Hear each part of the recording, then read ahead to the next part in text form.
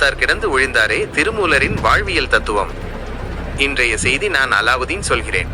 நாம் பலமுறை கேட்டிருப்போம், காலையில்தான் அவரை பார்த்தேன், நன்றாகத்தான் இருந்தார், என்னிடம் கூட நன்றாகத்தான் பேசினார், அதற்குள் அவருக்கு இப்படி ஆகிவிட்டதே என்று சிலர் புலம்புவதை. ஒருவருடைய இறப்பு எப்போது வரும் என்று யாருக்கும் தெரியாது. இதுதான் வாழ்வின் நிலையாமை. திருமூலரின் திருமந்திரம் 148வது பாடல் இந்த யதார்த்தத்தை எவ்வளவு அழகாக விளக்குகிறது பாருங்கள். அடப்பண்ணி வைத்தார் அடிசிலை உண்டார் மடக்கொடி யாரோடு மந்தனம் கொண்டார் இடப்பக்க மேயிரை நொந்தது என்றார் கிடக்கப்படுத்தார் கிடந்து ஒழிந்தாரே. மிகவும் சுவையான உணவு வகைகளை மனைவி சமைத்து அன்புடன் பரிமாற கணவர் அவற்றை மகிழ்ந்து உண்டார். பிறகு கொடி போன்ற தனது இளம் மனைவியுடன் மனம் விட்டு பேசி மகிழ்ந்தார். திடீரென என் இடப்பக்கமாக நெஞ்சு வலிக்கிறது என்றார். அடுத்த நொடியே கீழே படுத்தார். அதன் பின் அவர் எழுந்திருக்கவே இல்லை. ஆம், அவர் மறைந்தே போனார்.